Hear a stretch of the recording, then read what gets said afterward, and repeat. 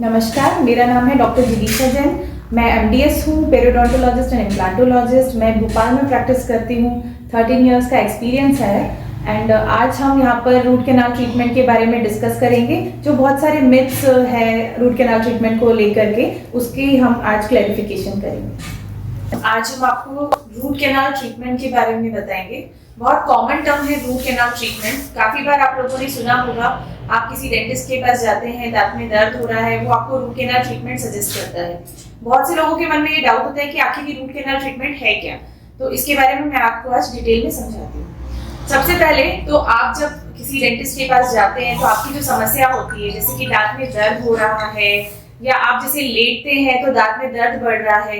कई बार ऐसा होता है कि आप बहुत कुछ गर्म या ठंडा खा लेते हैं, तो उससे आपके दांतों में पेन शुरू हो जाता है और वो पेन उस चीज को, स्टिमुलस को हटाने के बाद भी वो पेन वहां बना रहता है, जाता नहीं है। तो इस तरह का जो सीवियर पेन होता है, ये इंडिकेट करता है कि हमारे अब दांत के बीच में जो कनाल है, जिसमें हमारा पल्प या नर्व्स होते हैं दांत की, वो इन्फेक्ट हो गया है और अब इस दांत का रूट कैनाल ट्रीटमेंट रिक्वायर्ड है। पल्प से मैं आपको पहले समझा दूं कि पल्प का इन्फेक्शन होना या इन्फ्लेमेशन होना होता क्या है।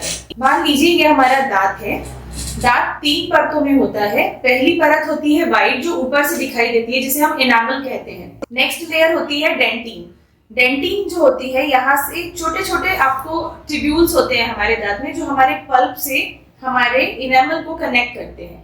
इन डेंटिन वाली लेयर के अंदर जो ट्यूब्यूल्स होते हैं, इसमें से छोटे छोटे नर्व्स की एंडिंग निकलती है।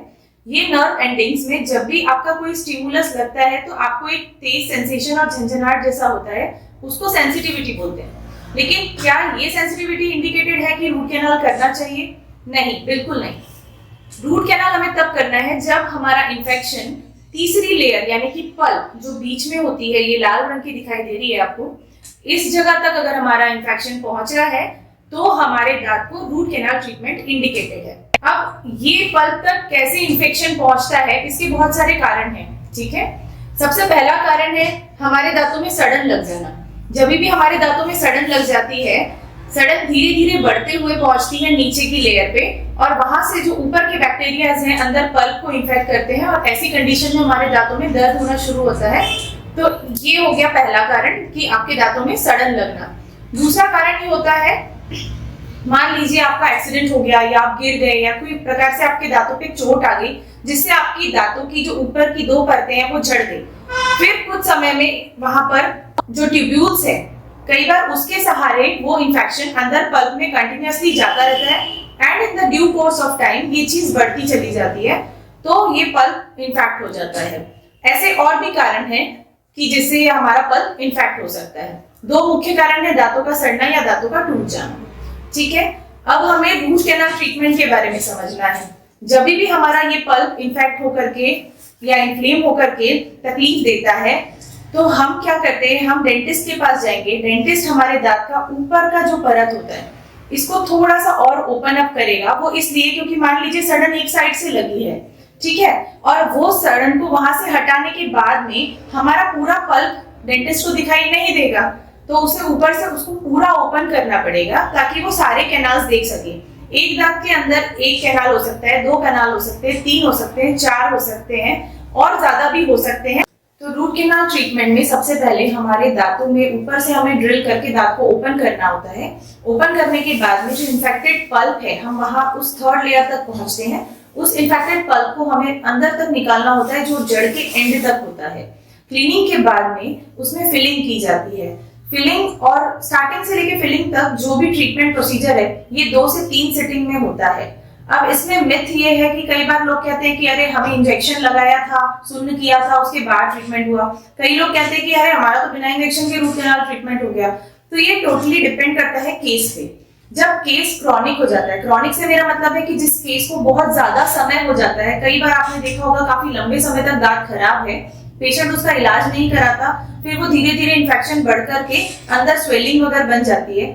ऐसे केसेस में जनरली जो नर्व होती है वो कई बार डैमेज हो जाती है, ऑलरेडी मर जाती है। तो उन केसेस में इंजेक्शन लगाने की जरूरत नहीं पड़ती। लेकिन जो रिसेंटली इन्फेक्ट हुआ रहता है या बहुत ज्यादा सीवियर पेन में पेशेंट होता है, तो ऐसे केस में एनेस्थीसिया लगाना जरूरी होता है ताकि आपको ट्रीटमेंट के दौरान पेन ना हो। तो इंजेक्शन लगाना नहीं लगाना ये टोटली डेंटिस्ट पे डिपेंड करता है, वो केस देख करके समझेगा कि इसमें इंजेक्शन की जरूरत है या नहीं है। रूट कैनाल के बाद में बहुत बार हमें क्राउन ऊपर से देना होता है। क्राउन का मतलब होता है नकली दांत। अब इसमें भी लोगों को ये शंका होती है कि हमें क्यों क्राउन दिया जा रहा है, दांत का ट्रीटमेंट तो हो चुका, हमारा पेन जा चुका, अब हमें क्या क्राउन की जरूरत है या नहीं है। तो इसके लिए हमें फिर इवेलुएट करने की जरूरत है कि अगर आपके दांत का स्ट्रक्चर रिटेन है तो उस केस में हमें क्राउन की जरूरत नहीं होती। लेकिन क्राउन की जरूरत उन केसों में होती है जहां पर हमारे दांत का कलर चेंज हो गया, जिसे हम डिस्कलरेशन बोलते हैं। कई बार रूट कैनाल ट्रीटमेंट से पहले जब दांत सड़ जाता है तो दांतों का कलर भी बदल जाता है, वो थोड़ा यूजुअली डार्क हो जाते हैं अपने जो एक्चुअल शेड से। तो ऐसे केसेस में क्राउन देना होता है। दूसरा ऐसा केस होता है जब हमारा दांत का स्ट्रक्चर डैमेज हो गया पूरी तरीके से, सड़न कहीं से भी लग सकती है, दांतों के बीच में से, ऊपर से। तो जब सड़न ऐसी जगह से लगती है जो हमारे दांत का स्ट्रक्चर डिस्ट्रॉय करते हुए जाती है, तो हम दांत को तो ठीक कर देंगे, हम उसका पेन तो सही कर देंगे, लेकिन जो दांत का एक्चुअल पर्पस है चबाने के काम में आना, तो वो हमें वापस से लेकर आना है। सिर्फ ट्रीटमेंट कर देने से काम नहीं चलेगा। हम चाहते हैं कि दांत दोबारा हमारे चबाने के काम में आए, तो हमें उसे क्राउन देकर के रीस्ट्रक्चर करना पड़ेगा। उससे होगा ये कि खाना जो है हमारा नॉर्मल पिसेगा। हमारा खाने पीसने का कंसेप्ट ये है कि जब हमारा ऊपर के दांत होते हैं और नीचे के दांत होते हैं, जब हम चबाते हैं तो ये दोनों ऐसे कस और फॉसा के रूप में इस तरह से जाकर के खाने को पीसते हैं।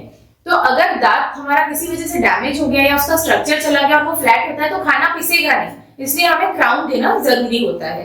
तो ये भी और एक तीसरा रीजन ये भी है कि दांत जब हम रूट कैनाल ट्रीटमेंट करते हैं तो थोड़ा ब्रिटल हो जाता है, अंदर से सारा स्ट्रक्चर उसका निकल गया है, काफी सारा स्ट्रक्चर निकल गया है।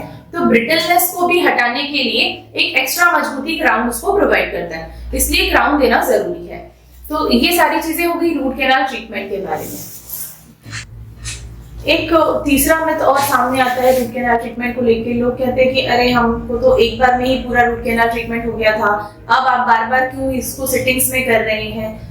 आइडियली तो रूट कैनाल ट्रीटमेंट सिटिंग्स में ही होता है। पहली स्टेप में हम क्लीनिंग करते हैं, उसके बाद हम उसका लेंथ लेकर के उसकी प्रिपरेशन करते हैं, और तीसरी सिटिंग में हम फिलिंग करते हैं। वो इसलिए कि इन्फेक्शन पूरी तरह से निकल जाए और एक प्रॉपर कैनाल का शेप बन के फिलिंग हो, तो ये चीज उसके लिए होती है। हाँ, single sitting root canal treatment भी बहुत कॉमन है और कर सकते हैं, पर उसके लिए ये चीज होती है कि आपके इन्फेक्शन का जो अमाउंट है वो कितना है। अगर आपका जो इन्फेक्शन है वो जड़ों की वजह से नीचे चला गया है हड्डियों में और आपको स्वेलिंग आ रही है या आपकी हड्डियों में पस पड़ गया है, तो इन दैट केस आप एक सिटिंग में रूट कैनाल ट्रीटमेंट नहीं कर सकते, क्योंकि आपको स्टेप बाय स्टेप चल के पहले इन्फेक्शन को खत्म करना होगा, उसके बाद ही आप उसमें फिलिंग करेंगे। अदरवाइज ये होगा कि अंदर का इन्फेक्शन रिटेन रह जाएगा और आप सिंगल सिटिंग में अगर फिलिंग कर देंगे तो वो कहीं चल के फिर दोबारा आपको दिक्कत करेगा। इसलिए ऐसे केसेस में हमको सिटिंग्स में लेना है। और जिनमें हमको ऐसा लगता है, जैसे मान लीजिए कोई एक्सीडेंट हो जाता है, कई बार हमने देखा है कई बार सामने का दांत फ्रैक्चर हो गया, तो ऐसे केसेस में जब हमारा पल्प एक्सीडेंटली एक्सपोज हो जाता है तो हम सिंगल सिटिंग में भी कर सकते हैं, क्योंकि इतना जल्दी अभी इन्फेक्शन अंदर की तरफ नहीं पहुंचा है कि हमें उसके लिए वेट करना पड़े। तो इन दैट केस हम सिंगल सिटिंग में भी